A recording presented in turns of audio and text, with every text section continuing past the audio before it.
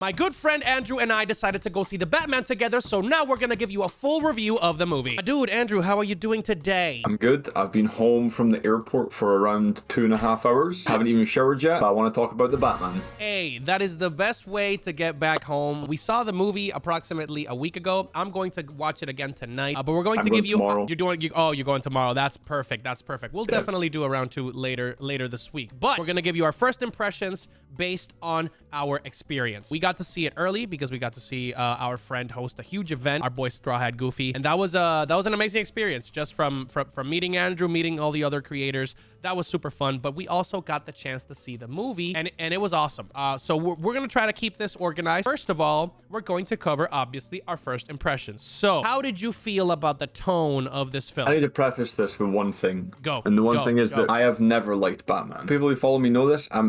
I mean, I like The Dark Knight, I like Dark Knight Rises, but in general, Batman just doesn't really interest me until now. The tone of the movie, compared to the other Batman movies, was my favorite. Like, the old ones are really gothic. Then they had, like, the Christian Bale, the Dark Knight trilogy was really kind of grounded, but also kind of futuristic and big action movies. And this one met it right in the middle. I feel like it had a nice mix of action, but it also still had, like, a gothic, darker vibe to it, and I like that a lot. That makes a lot of sense, yes. I feel like this was a complete and utter tonal shift to what we've seen the Batman in the past, because even through the Christopher Nolan films, which were extremely grounded in reality, they were still stylized and being like, okay, this is something that could be feasible, right? This is something that could happen, and the vigilanteism aspect of Batman was really emphasized in that specific picture. In this one, I felt like we got a lot more of the detective noir, which was definitely enhanced by the cinematography, which we'll talk about later. But essentially, this is like the typical David Fincher movie, so like Zodiac, Yes, Seven, 100%. mixed with a detective movie. This feels exactly like the Arkham game. So if you had the opportunity to play through the Batman Arkham Asylum City Night games, this is exactly what you're going to see. So that it's the same vibe. There's other inspirations, but it feels like a detective flick mixed with the Batman. This is a detective film where you don't necessarily need Batman for it to be a detective film. Like you could in theory take out Batman and just put a detective or a action star, and it would work. Any action guy, detective, it doesn't need to be Batman. I totally agree. The other thing that I wanted to discuss with you is the discussion in the internet surrounding the tone, because a lot of people that are criticizing the movie are saying that the tone is depressing, gloomy, bleak. I feel like that's the point. Batman is not a super happy character. There are iterations that are a lot campier and a lot more into the happy-go-lucky aspect of like a crime-fighting billionaire with a sidekick. This feels like much more of a detective horror-inspired Batman flick. So how did you feel about seeing that criticism online? I'm gonna be straight up. I think it's pretty stupid. If your problem with a Batman movie is that it's set in Gotham City, that it's too dark and too depressing, then I don't think you know what you're watching, because I think it was perfect. That's what Batman is to me. And just touching on what you said before, every movie we've seen of Batman so far is Batman being a superhero, which is cool. But that's why I've never really like connected with Batman, is because on my front, what I've always wanted to see from a Batman movie is Batman being what he is in the comics, the world's greatest detective. Not the world's greatest superhero, the world's greatest detective, and that's what we got in this movie. We got Batman set in a reasonably depressing Gotham, which I loved. I think that this was also a pretty good depiction of Gotham. So like we've gotten the over-the-top, like Gothic-inspired like crazy Gotham in the old movies. Joel Schumacher nightmare. This looked like, imagine if Chicago and Cyberpunk, or like London and Cyberpunk, had like a love child. This is what Gotham feels like, right? It just looks like Arkham Knight. Exactly. It looks like Arkham Knight or Arkham City. It looks like all the Arkham games, yeah.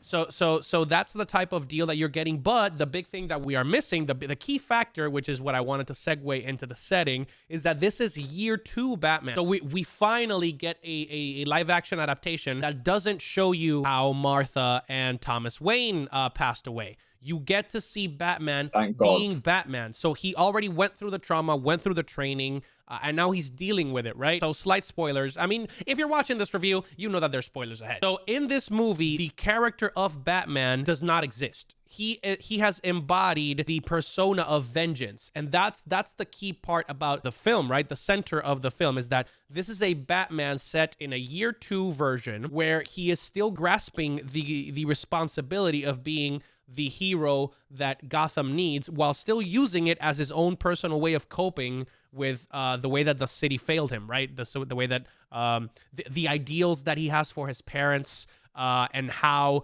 their legacy should be kept moving forward. How is he going to impact that legacy? What is his take on the Wayne legacy? So all of that is all meshed into one specific gloomy and yet very, very, very aesthetically pleasing Gotham. So what did you think about setting the film in a year 2 Batman story? I thought it was perfect. It's the same kind of thing that the MCU done, which you did get a lot of hate for. You know, with the Spider-Man, they skipped out the Uncle Ben thing. If you've done an origin story so many times, it gets to the point where why do it again? Everyone knows how Batman becomes Batman. Everyone knows what happens to Batman's parents. Just to skip over that, it gives us a lot more of what we actually want to see, which is Bruce Wayne being Batman. Fair enough, Bruce Wayne maybe wasn't in the film as much. In the simplest way I can say it is that I think it's a great thing for the movie and for the franchise in general. You don't have to waste a whole movie just him becoming Batman and finding his gadgets, getting his suit, all that kind of stuff. We can go straight into the good stuff and then carry on for a whole trilogy with all the good stuff without worrying about his backstory. Everyone knows his backstory. Exactly. Speaking about the Batman, I think it's about time, bro, that we talk about the main man, the main character. I'm going to start this conversation by saying I don't want to hear shit about Twilight ever again, okay? Robert Pattinson absolutely crushed it as Batman. You can have your favorite Batman. He's still not my favorite Batman. My favorite Batman will always be Kevin Conroy. He is the true embodiment of what Batman should sound like, behave like, etc. But that is animation. In live action, this is as close as you're gonna get to Kevin Conroy. And it provides, I thought, a different take on it because he's not beholden to the persona of Bruce Wayne and then using Batman as his escape. He is completely obsessed with being Batman. Even in some parts of the movie, he uses being Bruce Wayne as a tool to aid his Batman endeavors. I would say that Robert Pattinson absolutely crushed it. His voice is a lot softer. I'm vengeance. But at the same time, super menacing. I feel like Matt Reeves nailed the concept of using a darkness and shadow to represent Batman. The first scene where you see all of the criminals in the city literally crap their pants at just the thought of, damn, what if he shows up from that shadow that I just looked at? That level of intimidation factor is only present in the Arkham games. So I want to see how did you feel about Robert Pattinson's take on Batman? They think I'm hiding in the shadows, but I am the shadows. I am the shadows. That line alone is one of the best Batman lines I've ever heard. The fact when you see the criminals just look into the darkness and the fact that Batman might be there is enough to stop them doing what he's fighting crime when he's not even there. As far as I'm concerned, Robert Pattinson's Batman is the best live action adaptation of Batman we've ever had. His fighting was by far, he had the best fight scenes, except maybe the Bane one from The Dark Knight Rises. That's a good fight scene, but that's more on Bane's front. Like that's the villains fighting. That Batman fighting, even the bat suit was just so practical, realistic. Like someone could make that in real life. Everything about his Batman, the cowl, the way he used his eyes, the way his expressions were in his suit, the bat voice wasn't cringe and really just like, I'm Batman, you know, like the normal stuff we're used to. It was like a normal voice. And it's a really cool detail. I don't know if you picked up on this. The reason he doesn't change his voice is because Bruce Wayne is a recluse. No one knows what Bruce Wayne sounds like. No one sees Bruce Wayne. He doesn't have to hide his voice from people, which I really love that subtle detail there. But yeah, as far as I'm concerned, Robert Pattinson so far, I don't really have a complaint about his Batman at all. I also caught that specifically in the funeral scene. Whenever the mayoral candidate is talking to him, he barely speaks a word. He barely says a single word to anyone in that funeral scene, and he's still being Bruce Wayne. It's an absolutely breathtaking performance in terms of the acting quality of Robert Pattinson, how he's able to use expression to be to show so much pain in Bruce Wayne's life and how he's completely he's absorbed by being Batman. So that's where I draw the line between him bringing something new to the Batman, because we've seen Arkham Knight and Arkham Asylum. Like at that point, Batman is at his peak. Like he is Bruce Wayne and he is Batman at the same time. Uses the gadgets, uses his influence, his money to make sure that everything works. He has no fear. He has some emotional connection. In here, he's basically just an overgrown child that's still dealing with so much trauma. Imagine never talking to a person for a majority of your life, having gone through a traumatic moment, and then becoming a vigilante hero. What would your social skills be? He doesn't even interact correctly with the police. The only people that get the true side of his personality and who he is Zoë Kravitz's Catwoman, Andy Serkis's Alfred, and then we also have Jeffrey Wright's Commissioner Gordon. Yeah, Detective Gordon, and then Commissioner. Oh, well, yeah. I don't think Selina Kyle doesn't see any Bruce Wayne. She only sees like the Batman, yeah. But I'm sure that'll get they're not done. Yeah, but I mean like seeing the softer side of his personality. Oh yeah, because for at sure, the beginning of the film, we see a pretty pivotal scene between him and Catwoman when he literally says, "Look at me," in the sexiest way possible to Selina Kyle to try to get her to like lower her guard. Right? Look at me. It's like, all right, your detective vision's good. Go. And he's trying to make sure that the mission can go according to plan, right? And Selina is a means to an end, at least in the beginning. Obviously, any story with the bat and the cat is going to lead to some level of tension or romance. And I think that's going to be fleshed out a little bit more in the other movies, because we have a confirmed two sequels, right? 2 sequels confirmed, or confirmed trilogy, yeah. Yes, and then we have 2 spin-off shows on HBO Max, correct? As of when we're recording this, yes. There's the Penguin spin-off and there's the Arkham Asylum spin-off, which we don't know too much about just yet. Okay, perfect. So that's what we got right now. But let's talk about those supporting characters, baby, because they were awesome. What was your opinion on Selina Kyle? Zoë Kravitz was absolutely bonkers, in my opinion. How would you describe her? I'm trying to put it into the right words. Acting-wise, she was great, like better than I thought she was going to be, because like, you know, in the trailer and stuff we don't get to see too much of what she's actually bringing to the table. She's just like the hot Catwoman, but acting wise and as far as her role went in the actual story, like she done a lot. Like without her, Batman wasn't stopping the Riddler. He was not getting all that information. He wasn't getting half the progress that he got towards stopping the Riddler.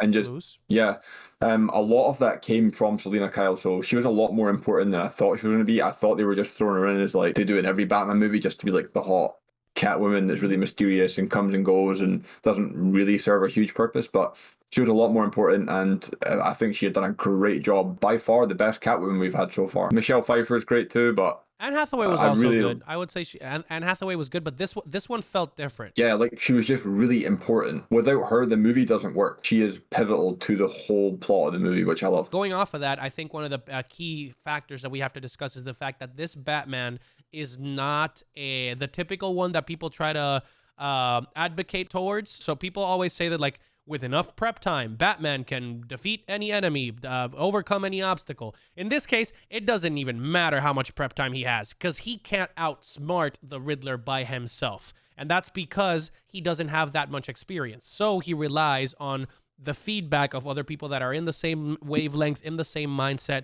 like Detective Gordon and Selina Kyle specifically. Alfred helps him with a bunch of the riddles. You see him in his spare time sitting trying to decode the ciphers. Like he gets a lot of help from everyone, which is why I like this Batman so much. It's more realistic. There's not just one man that can take down anything possibly in the world. It's a man who has flaws, but also still manages to, you know, in the end, take down the bad guy. But the fact that he gets help, he needs assistance from Gordon, especially Selina Kyle, Alfred, like we just mentioned, that resonates much better with me. It just makes more sense in my opinion. Yeah, and that's spot on. There's a lot of people online that are rightfully criticizing the movie for the fact that Selina Kyle is mostly a plot device. So, and I was watching some of Jay Stoob's videos, because she's amazing at just movie reviews in general, but she was discussing the fact that Selina Kyle should have a more fleshed out relationship. There's plenty more stories where that came from, and our friend Jasmine also said that. The Selina Kyle story can be intertwined with Batman, but she herself has her own persona and her own development that we should get a sneak peek into, right? I definitely understand that this is already a 3-hour movie. That's a main thing. It's really long.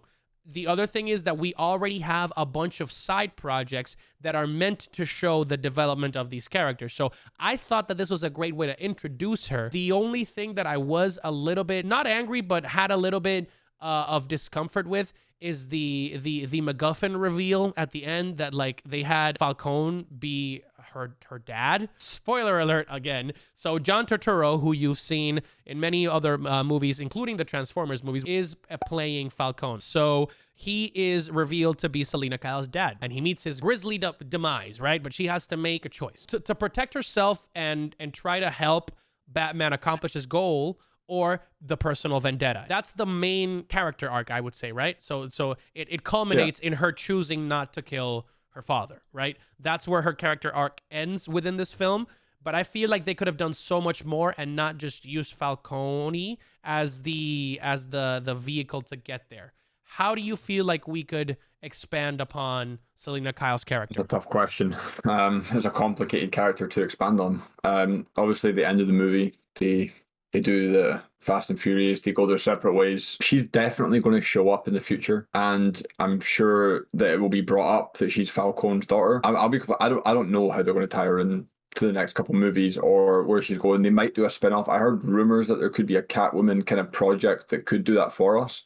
Again, as of recording with this right now, there's not been. I think a series could work well, especially considering anyone who knows anything about this movie will see online the amount of love that Zoë Kravitz and her Catwoman has received online. People would eat up a spin-off show or any kind of content outside of the main Batman movies for Zoë Kravitz. In my opinion, that would be the best way to give her any sort of further her plot along, and then you follow along with her show, and then eventually maybe in the third movie it ties back into the movies, like where she should be, and we know a lot more about her. We know why she's there, motivations, all that kind of stuff. Totally agree. There's a couple more characters that we should get into before we cover nitty gritty into the structure of the film. Paul Dano. Paul Dano is an absolute menace to society in this film, and I am all here for it. For those of you that are only familiar with the Jim Carrey adaptation of the Riddler in live action, this is a complete departure.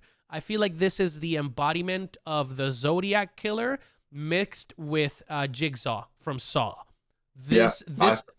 I said that to you when we were watching the movie, yeah. I nudged you, I was like, Abe, this is like Saw. Exactly. He is menacing from the very first scene that we see him. We don't even hear him say a word. It's just him breathing. That first scene was like horrifying. It's unsettling, but it's also very, very intriguing. Watching him proceed with the kidnappings, obviously he sends some people to the Shadow Realm pretty viciously, but the way that he's toying with the Batman psychologically, with the envelopes, with the letters, that felt with the ciphers. Yeah, that felt like a criminal mastermind, a Saw level character. So yeah. I absolutely loved it. What were your first thoughts on Paul Dano as soon as you finished the film? I loved him so much. The Riddler is my favorite Batman villain of all time.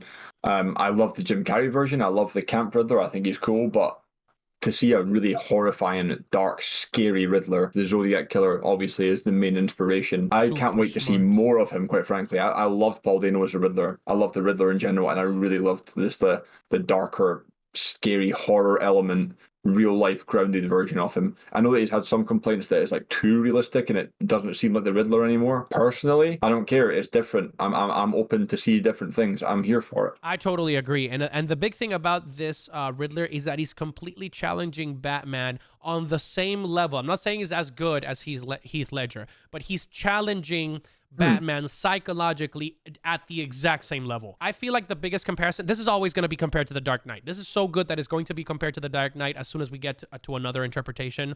I feel like The Dark Knight succeeded at putting both villains, both the villain and the hero on the same level of impact and influence, skill, to kind of like put them toe to toe. In this case, the Riddler is always a step ahead of Batman. Always. Batman has to fight through so much in terms of the psychological aspect, the detective aspect, the mental chess game to try to overcome the opponent. This Batman is really good at catching up, but the Riddler is always ahead. This is one of the top 3 Batman villains that we have seen so far in live action, I would say.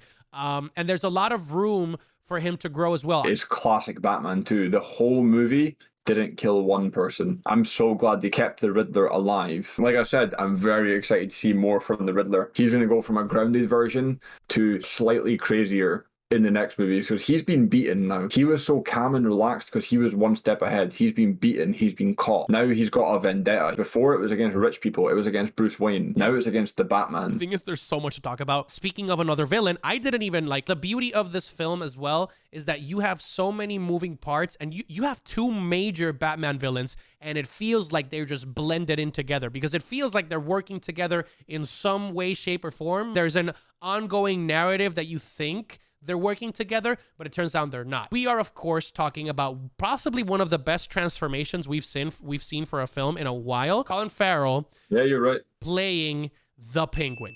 Cobblepot. Wow. One of the highlights of the film. It's not cringy. It's not Danny DeVito. He is essentially a mob boss from like the Mafia franchise put into the Batman universe. I absolutely love the accent. I love the prosthetics. At some points, I even forgot that was Colin Farrell underneath the prosthetics. He was really good. And the big thing about this version of the character is that you can tell how sleazy and cunning and conniving he is. He's just a really sleek mafia boss that is always trying to get in Batman's head once he gets cut into a corner. Because he's more afraid of Falcone than he is of Batman, which is a really good take on the character. In this universe, there's a few characters that are not afraid of Batman, and 2 of those are the Riddler and Cobblepot. He is obviously like not scared, but obviously overpowered very easily because Batman has the physical advantage. But psychologically, he's like, bro, I got this in the bag. I got the mafia on my back. I feel you got Falcone on your side. Like, you own the city. He is an absolute gem of a side character. But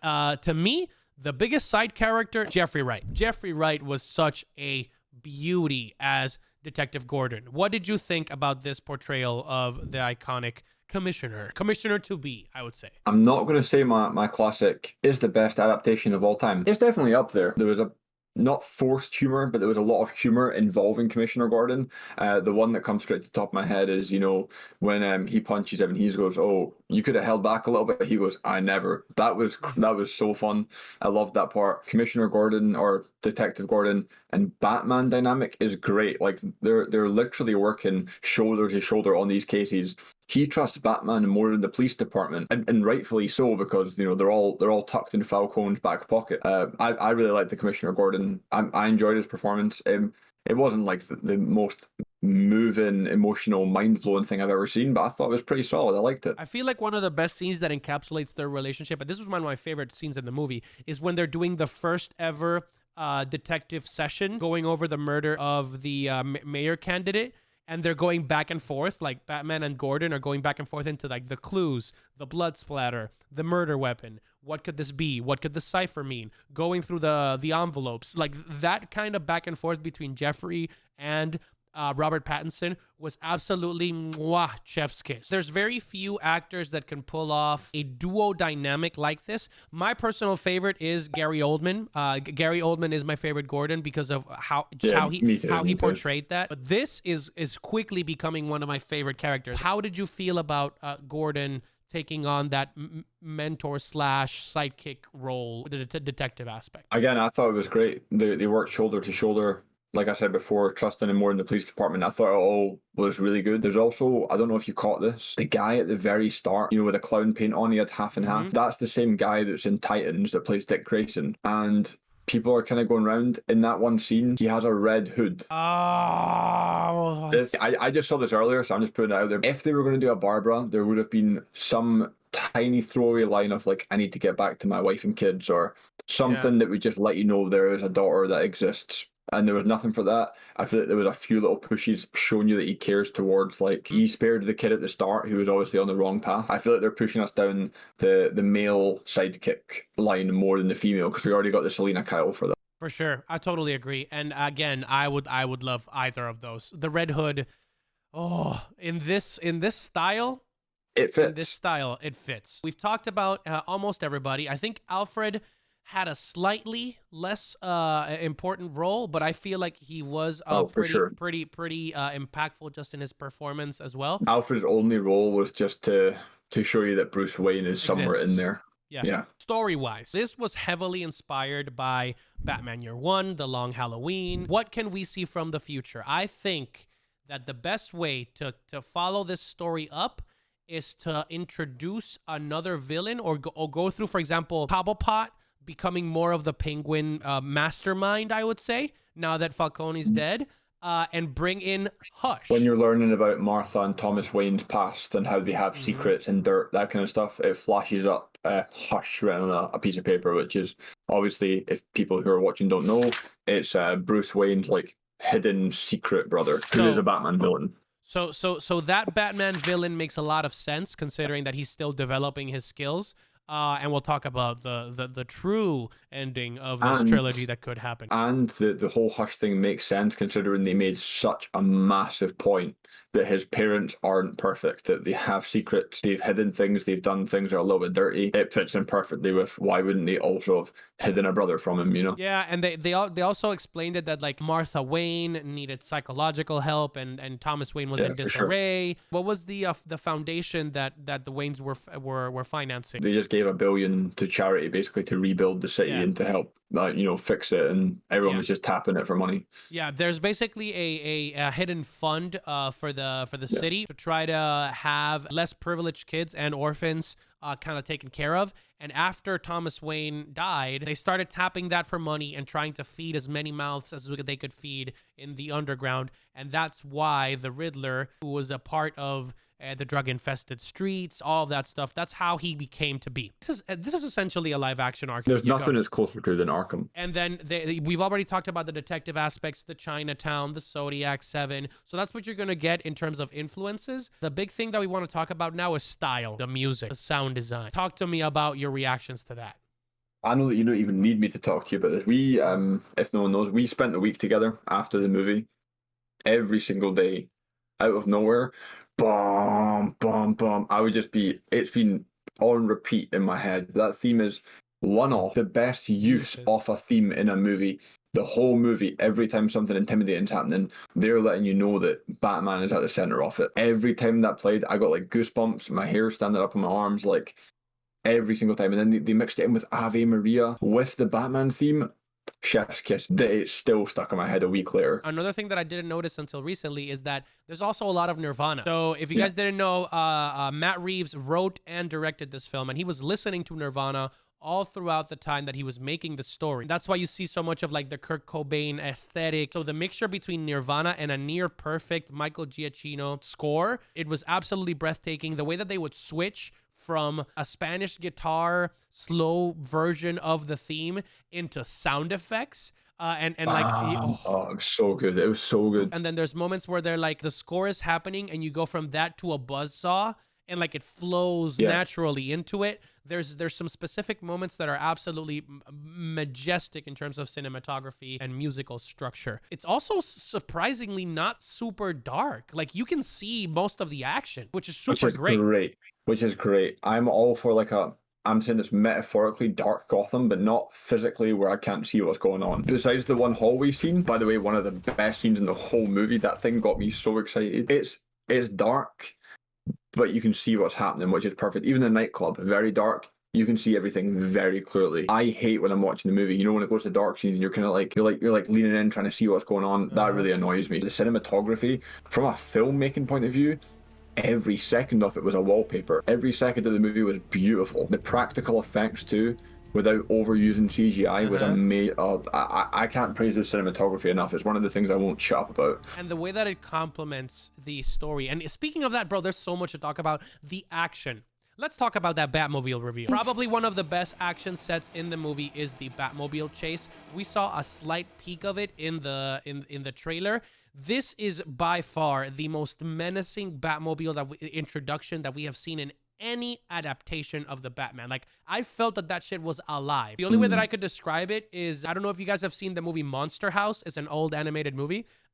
it feels like the Batmobile is alive. How did you feel about the action sets, and what was your favorite action scene within the film? First of all, with the Batmobile, when the engine turned on, the little blue flame at the back, when it roared, I felt that in my body. I just want my Batman to be realistic. I could believe that someone can drive a tanked up muscle car more than like a gadgeted out spaceship. And if you like that, great. Like I'm not trying to say what's right and wrong. It's just what I prefer. But action scenes in general, I'm gonna have to go with right before the sacrifice play at the end, when they're up on the rooftops, when he's just going like person to person, just bodying every single goon that comes at him. There's no holding back. The Riddler has messed him up so much that he wants it done. He's about to just end everyone in the best Batman way possible. He really puts them all down, and I love that. That was one of my favorite scenes because it shows how resourceful Batman could be. Yeah, so 100%. using the gadgets to kind of progress through the action scene was absolutely amazing. This is the most strategic and cunning, like resourceful Like Batman that we've battle seen. battle IQ. Robert Pattinson's Batman's going to lay out any other Batman so far. The only one that even like I think would come close is Ben Affleck, just because Ben Affleck's Batman was a little bit more ferocious, and obviously we got like him killing people. This one was like a lot of tactical and technical takedowns, and also the armored suit. It felt super imposing, but also felt like he could actually fight, right? So it's not just armor that he can just like tank a lot of hits. I definitely feel like this Batman was really good in terms of showing the extent of the armor, the gadgetry, and the resourcefulness of Batman.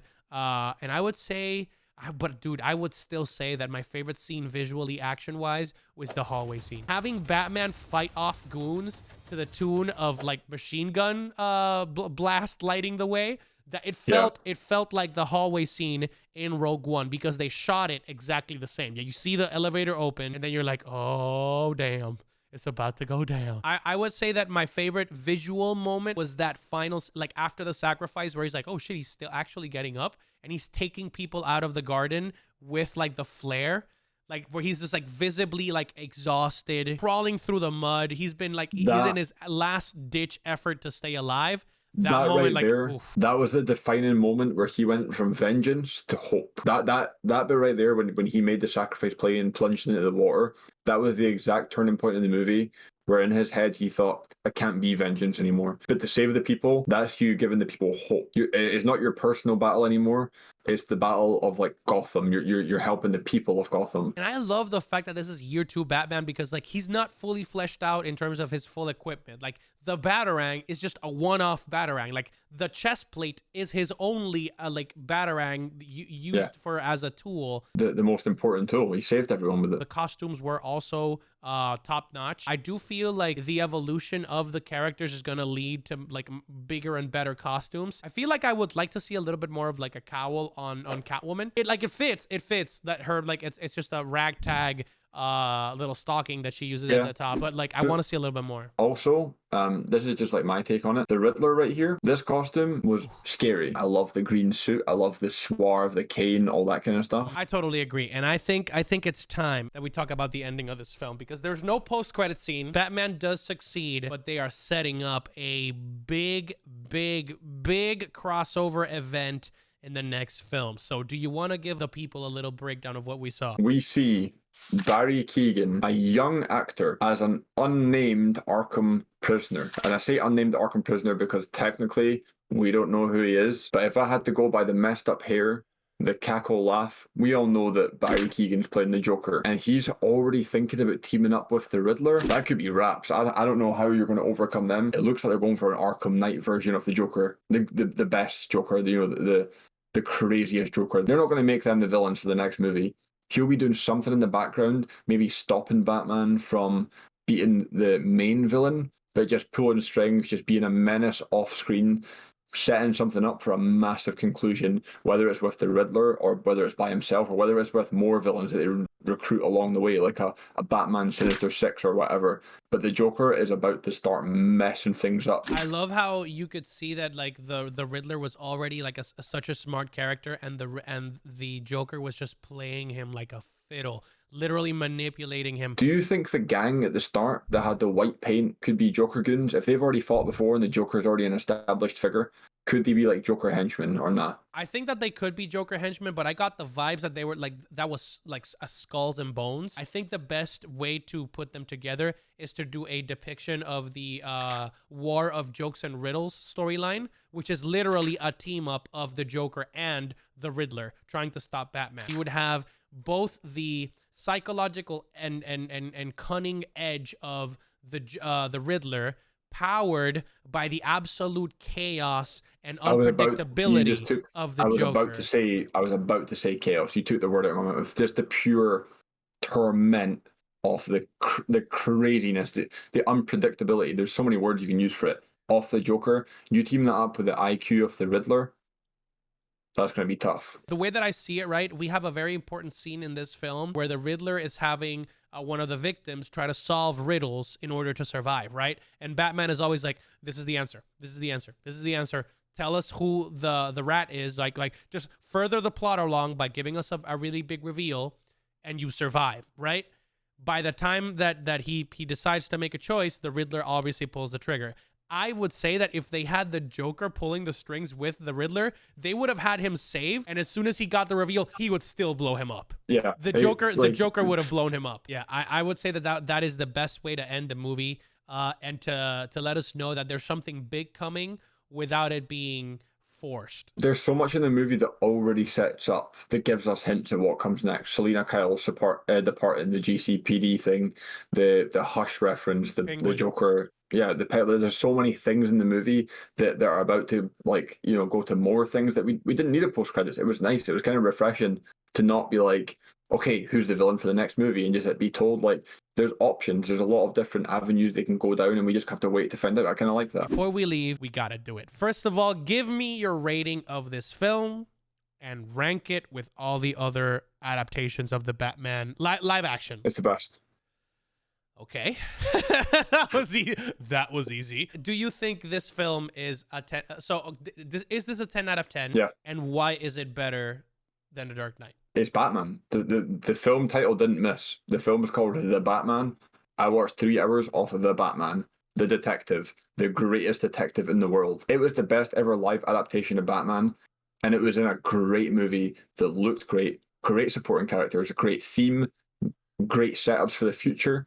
I can't flaw it. If you can't flaw it, it's a 10 out of 10. And I like that approach. So, the only thing it doesn't do better than The Dark Knight is the villain, because it's Heath Ledger. Yeah, Heath Ledger's Joker is the greatest acting performance of all time. I would say that this movie, for me, right now, it still sits at like a 9.1, 9.2 out of 10.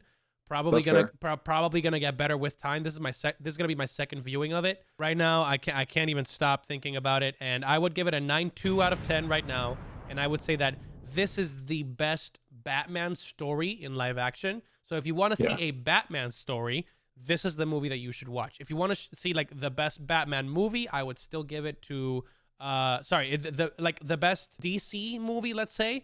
That is The Dark Knight. Like, The Dark Knight is the best live action DC movie, DC adaptation so far. This story, however, has the potential to become even greater if they nail this. If they nail part 2 and 3 of this trilogy, it'll be even better than The Dark Knight. It's the first movie. Like, that's what's crazy. You're putting it up against The Dark Knight, and they had to do all the world building in this film, so the second one can dive right into a full story, fully just about the new character. You know, like, you don't have to build all the foundations up again. That's what's so great about this. It's such a great movie, and they had to include all of that stuff. So, do you have any closing thoughts? Robert Pattinson's the greatest of all time. You put him in a room with every other Batman, they're coming out packed up in a box in 30 minutes. Less than that, 5 minutes. That's all that you need to know. Thank you guys so much for another amazing time getting to enjoy this review. That's been my boy Andrew's Visuals. How can the people find you? Every single social media you can think of, Andrew's Visual. Andrew S. Visual. Amen to that. And I'm Tropical Joe on TikTok and Instagram, and then just Tropical Joe flat on YouTube. You can find me on Twitter too, and all the other social media platforms. But again, thank you guys for joining, and that is the review.